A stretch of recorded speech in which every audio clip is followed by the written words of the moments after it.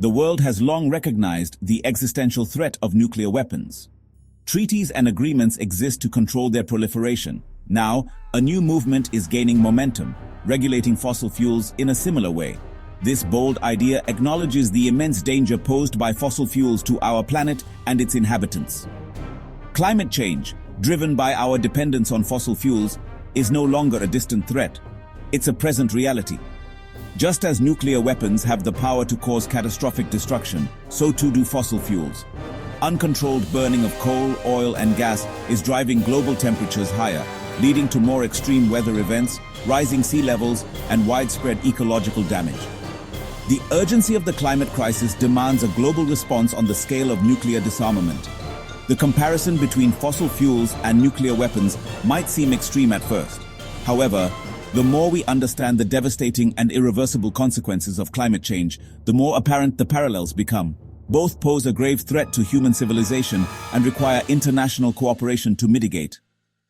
The Fossil Fuel Non-Proliferation Treaty Initiative, or FF-NPT, seeks to address the climate crisis head-on by regulating fossil fuels.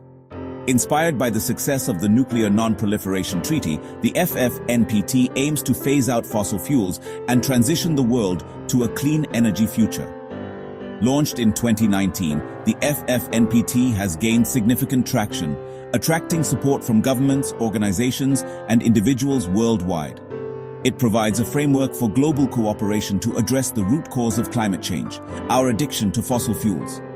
The initiative recognizes that simply reducing emissions is no longer enough. We must stop extracting and burning fossil fuels altogether.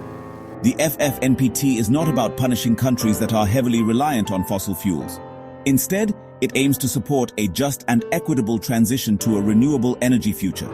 This means providing financial and technological assistance to developing countries to help them leapfrog fossil fuel dependence and embrace clean energy solutions. The FF-NPT operates on three key pillars: non-proliferation, fair phase-out, and just transition. These pillars are designed to work together to create a sustainable and equitable future for all. These interconnected principles provide a comprehensive approach to tackling the climate crisis. They address the root causes of environmental degradation and aim to create systemic change.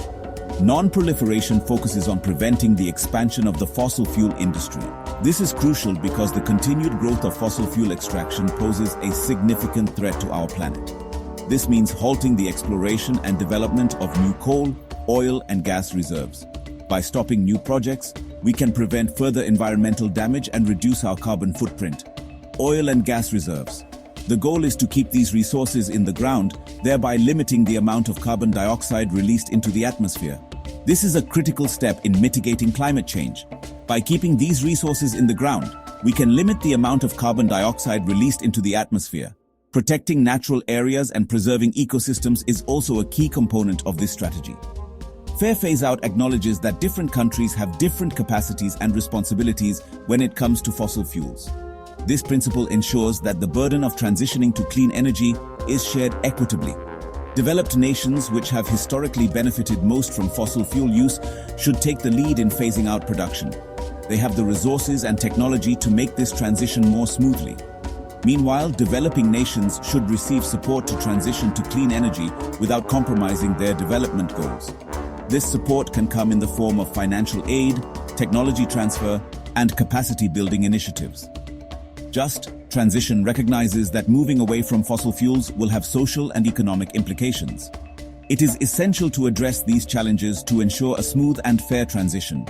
Workers and communities currently reliant on the fossil fuel industry must be supported through retraining programs and economic diversification initiatives. This will help them adapt to new opportunities in the green economy. The goal is to ensure that no one is left behind in the transition to a clean energy future. By prioritizing social equity and economic justice, we can create a more sustainable and inclusive world for future generations. Section 4. A growing movement. Who supports the FF-NPT? The FF-NPT has garnered support from a diverse range of stakeholders, reflecting the growing global consensus on the need for urgent climate action. This support is not just limited to a single sector or region, but spans across various demographics and geographies, highlighting the universal recognition of the climate crisis. This coalition includes governments, civil society organizations, indigenous communities, scientists, and individuals.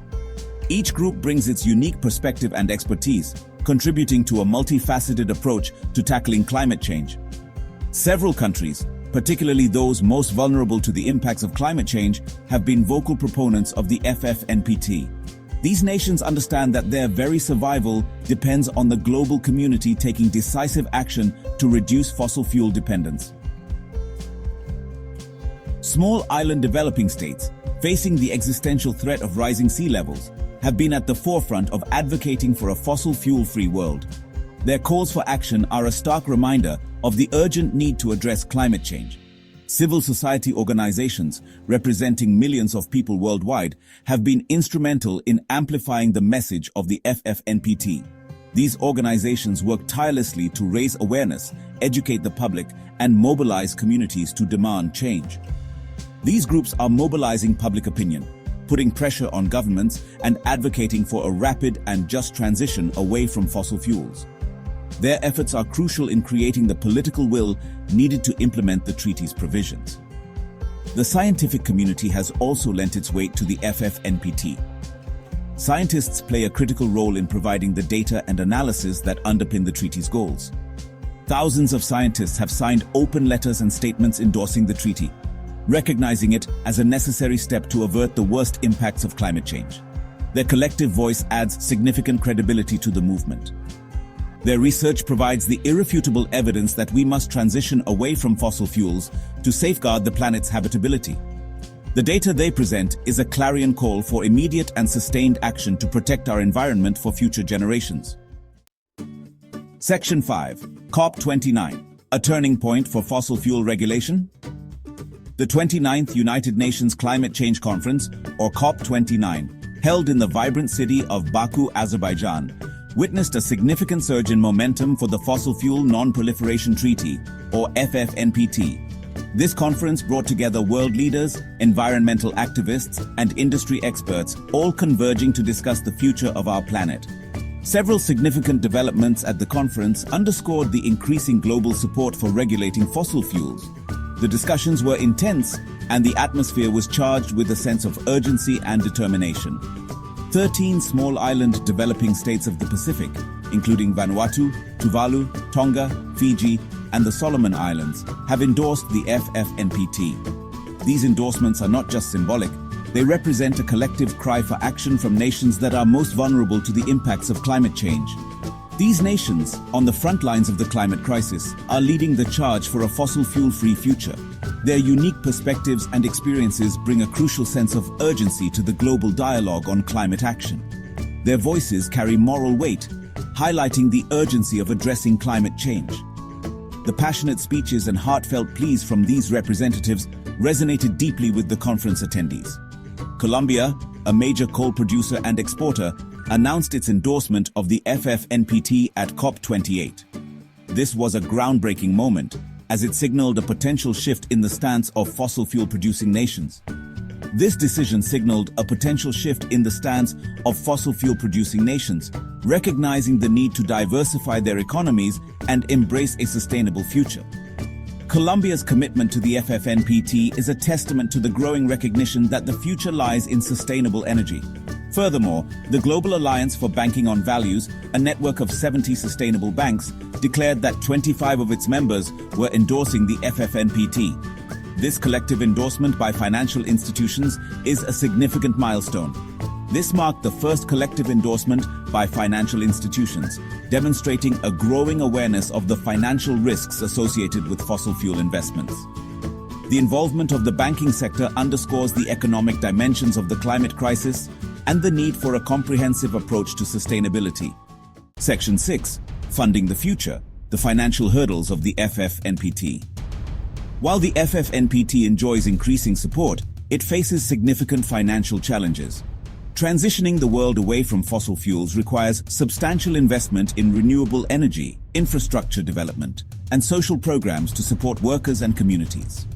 Developed countries, having benefited most from fossil fuel use, have a moral obligation to provide financial assistance to developing nations.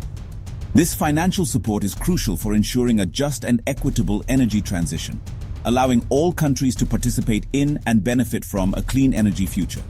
The FF-NPT aims to leverage existing climate finance mechanisms such as the Green Climate Fund to support its objectives.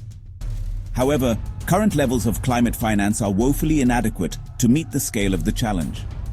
Developed countries must fulfill their commitments to mobilize $100 billion annually by 2020 and significantly increase this amount in the coming years. Section 7. The crucial role of climate finance. Climate finance is not just about charity or aid. It is an investment in a shared future, a recognition that the climate crisis requires a collective response. Investing in developing countries' clean energy transition benefits both the recipient nations and the global community. By enabling developing countries to leapfrog fossil fuel dependence, climate finance can help to avoid future greenhouse gas emissions. This, in turn, mitigates the impacts of climate change for all countries, regardless of their contribution to the problem. Climate finance can also drive innovation and economic development in developing countries. Investing in renewable energy technologies, energy efficiency measures, and climate-resilient infrastructure can create jobs, reduce poverty, and improve living standards. Moreover, climate finance can help to address the issue of climate justice. Developing countries, often least responsible for historical emissions, are disproportionately affected by the impacts of climate change. Providing financial support acknowledges this injustice and helps to level the playing field.